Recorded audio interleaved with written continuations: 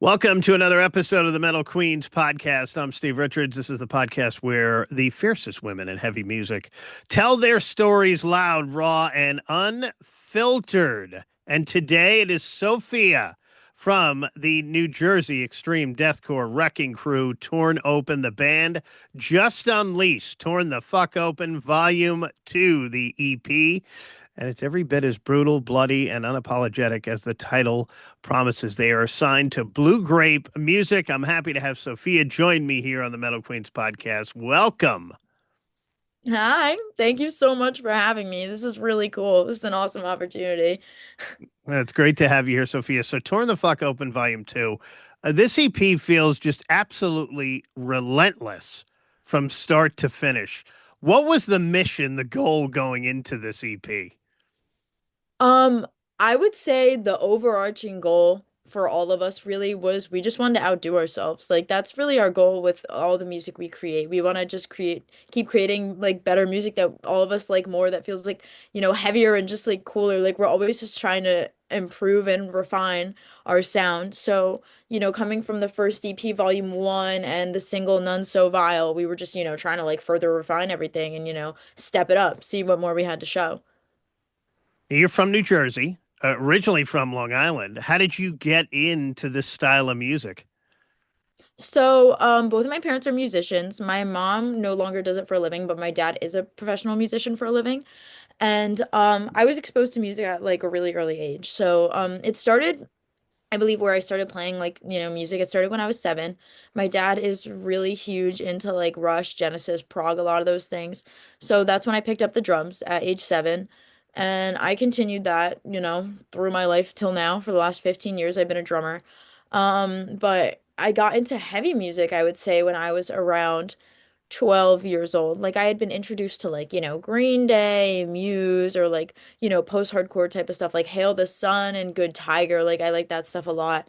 A little bit of new metal, but nothing like really kind of crazy yet. And I'd been playing with a group of people and I'd been introduced to, well, I had to cover it, but I'd been introduced to 512 by Lamb of God. Mm. And that song alone was like a gateway for me because I listened to it and I was like, this is so awesome. And and Lamb of God, but that was my gateway band, and they're my favorite band to this day. They're awesome. They are the best band in the world, in my opinion. But they were my gateway band, so I just started listening to more music like that, and then just like heavier and heavier music. So then I got into like deathcore, or like a bunch of death metal, slam, like stuff like that. Throughout my years in high school, and then as far as like vocals go in conjunction with heavy music, I really only picked that up in like 2023. So it's pretty recent for me, but as like my appreciation for heavy music has been for like the last decade or so, just about. So, how did you end up in New Jersey, and how did you end up meeting these guys in this band? So I ended up in New Jersey. I moved when I was younger. My parents like moved. We just kind of moved over. It was easier for my dad to get to work because he worked in the city and we were pretty Mm. far out on the island. But I met Torn Open. Well, I had been pretty involved in my local music scene at this point. Like I kind of joined it and like I don't want to say joined, but like, I started becoming more involved with it in like 2019, I would say is when I really started, I think COVID kind of hit, but then, I really wanted to play with the band by the time COVID was kind of like wearing down and the restrictions were wearing down and you could go back and see live music again.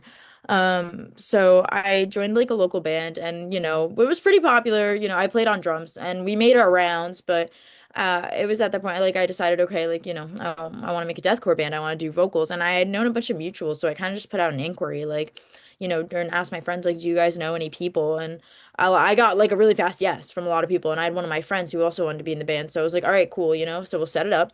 So Margot, our other guitarist, she was one of the original members. And then Marcelo, the second guitarist, he came pretty shortly after. He came, I guess our first practice was like January 24. So he came like February 24. We were like, all right, 2 guitars. And we had a different bassist and drummer at the time. But we got our current drummer, Mike. Funny enough, Marcelo, our guitarist, and myself, we had both been in bands with him separately. I was in a band with him where I played drums and he played guitar, and Mars was in a band with him where Mars played guitar and he played drums. And we kind of knew of him separately. So, we were like, wait, Mike's really good at drums. Like, we both know this guy. Do we just ask him? Like, and then so we did. And Mm. he let himself into the band, I would like to say. I show up to practice, he's already writing a new song. Didn't even learn the other ones. Like, didn't even learn any of the songs we asked him to. Just started writing a new one, and that was that. Like, and he's wonderful. I love Mike to death.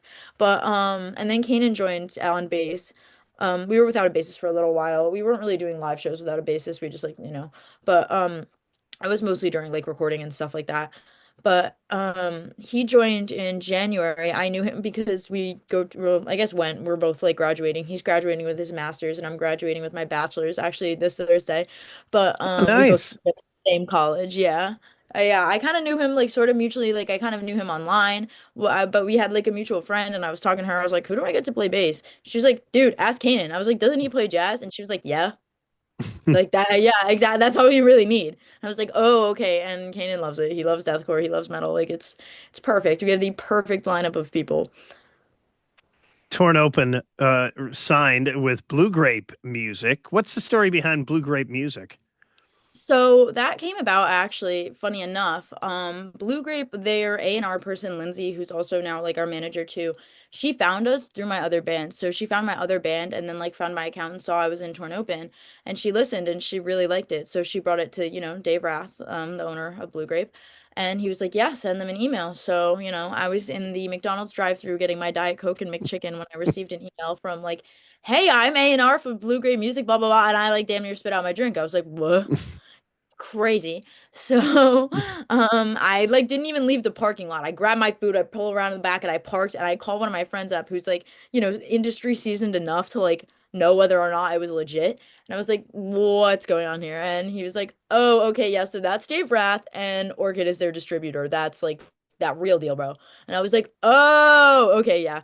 So I called up my band and I was like, guys, guys, guys. And I'm like freaking out, like, it's crazy, it's crazy. So, everybody was really excited and one thing led to another and now we're signed. Yeah.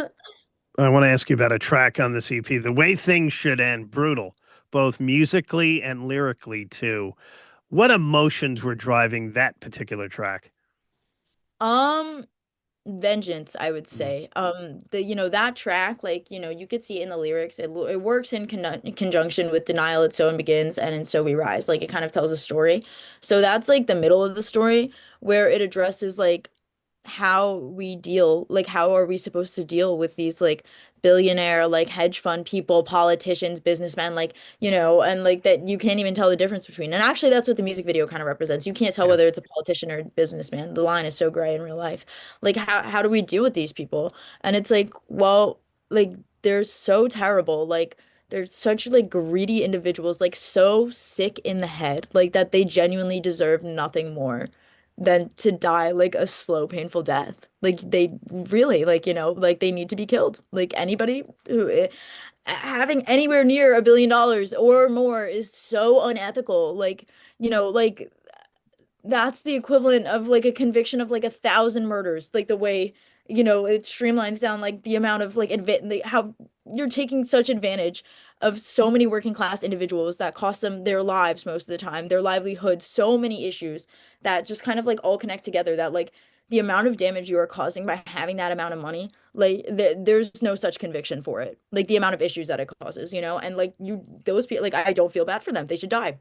Like and it's brutal and it's honest and it's like not comfortable, but it's true. Because what else do you want to do with these people? Reason with them? Like you have to be so sick in the head to have that amount of money. So sick in the head.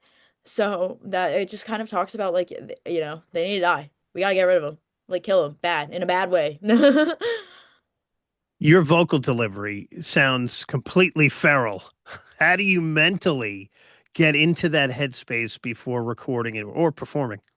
Um, I don't even know. It's not even really like I get into a headspace as much as I have to like just like warm up and get my technique ready. And then like Mm. as long as I'm feeling comfortable with like, I'm like, all right, I'm sounding good today, then I could just like let loose, and I like performing, I like going crazy, like and jumping around and like giving this kind of crazy delivery. So I don't know that I necessarily have to get into a headspace as much as like the headspace is already there. I just have to like feel comfortable, you know what I mean?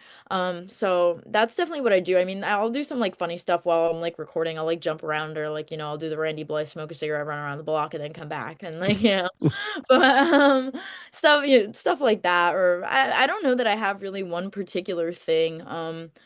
I definitely have to like keep myself calm though. If I make myself too anxious, then I'll overthink it and like, I'll bust. They get all busted, But other than that, yeah, I don't know. I think it's just making sure I feel like comfortable and like I'm warmed up, I'm sounding good, and as long as I'm sounding good, I'm like, I'm ready to be unleashed. Sophia, you mentioned jumping around there. What's harder, sustaining the physical intensity or sustaining the emotional intensity? Oh, physical intensity by far. Mm. By far. Oh my God. I'm like the least athletic person on the face of this earth. So yeah, like I will run out of breath sometimes. Like it is what it is, But yeah, I mean, I feel like a lot of the emotional intensity, it just like comes with performing. It's like part of the adrenaline rush. Like it's no different when you're playing any other instrument. Like it's just like, okay, you're up there, like you're on, like, green light, like ready to go, like launch, perform. And like and you just like unleash, and again, like I said, yeah, it goes for like every instrument, really. It's just kind of there and you just have to like get into it. And I feel like it's not, I don't know, I feel like sustaining the physical intensity almost has like a lot to do with the emotional intensity. I guess making it like that's what makes the physical intensity aspect, I guess, a bit more difficult because if I'm like running out of breath, then I can't really like keep up with the emotional aspect. Well, actually, Yeah. no, not even. Again, it's just like the delivery, like keeping up with the delivery. But yeah, I maybe have to run on the treadmill a little bit more. Are there artists or vocalists outside of the deathcore world that have inspired you? Yes, yes, there are. I mean, well, obviously Randy Blythe, that's like Yeah. groove metal, but it's still metal. But Kesha, I really like Kesha. Elliott Smith, I really love Elliott Smith and Mm. like Buckley. Artists like that, they really inspire me a lot too. Have you ever frightened yourself with a vocal take? I haven't frightened myself, but sometimes I'll practice in my car and I'll like make a noise and I'm like, oh, didn't know I could do that one. Cool. And then I'll do it again. And I'm like, oh, I did it again. I could do it again. And then I'll record it and I'll be like, guys, I can make this noise now. Yeah, I mean, I don't know if frightened would be the right word, but I've definitely, I felt enthralled by a vocal take before where I've like listened back to it. Like, it's really fun because I'll have the headphones on and I don't like hearing myself while I scream. I fuck myself up. So I tell them to turn it all the way down and pump the music all the way up while I'm recording so I can't even hear myself. And sometimes I'll be like recording and, like our, producer and like recording engineer and like the rest of the band, they'll be there and they'll turn to like me and like look and they'll be like, and I'm like, wait, what just happened? And then I'll take the headphones off after the take and I'm like, run that back, and everyone's like, oh my God, that sounded so crazy, so that's probably the closest I've gotten to something like that, but it's cool. Extreme music often and sometimes gets misunderstood. What do you wish outsiders understood about deathcore culture? um It's like an emotional release for a lot of people. I think the Yeah. most misunderstood aspect about it actually have a lot to do with like moshing and like screaming. Like I don't understand like the heavy music. Like it's really cathartic. It's really cathartic to be able to like, you know, scream like not just like mindlessly, but like words, that are important to you. If it's like something that's like, makes you very emotional or something like that, it feels very cathartic. And it's sometimes like people go for music like playing the drums for like a physical release or whatever and like getting your anger out. I never felt that. I'm not a very big person. I'm like 4'10" and I Mm. have no muscle on my body. So it was never really that for me. It was more a game of technique. But I've always loved to write. And so being able to write lyrics and scream them, like it's super cathartic. So I wish people understood that as like something really healthy. It's really healthy for you. It's very good. If it feels like a good way to park your emotions and like, deal with them.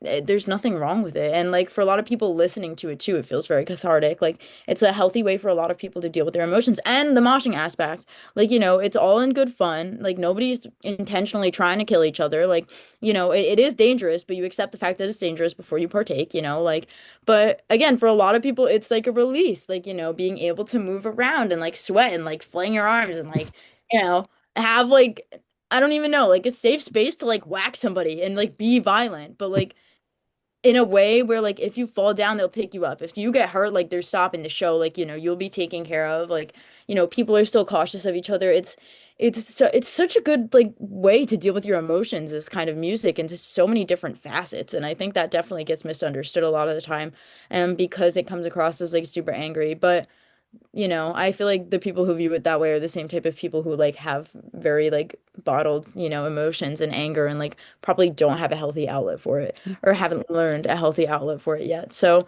yeah, that's definitely what I think about it. Like the misconception that I wish people, understood differently.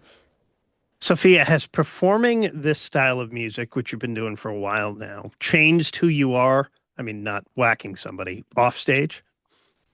A change to who I am off stage? Yeah.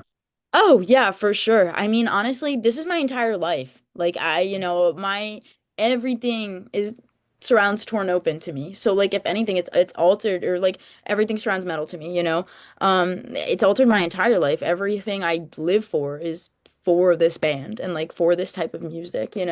Like even, my job, my career surrounds Torn Open, like, my schooling, my day-to-day life, like it's all around this band. So, and it makes me really happy. So I think that's like it definitely has changed my life. But and something like I guess like tangible, it's made me a lot better with time management because there's a lot going on. And it's taught me like a lot of I don't know some resilience in different ways because I run into like it's a learning experience for sure.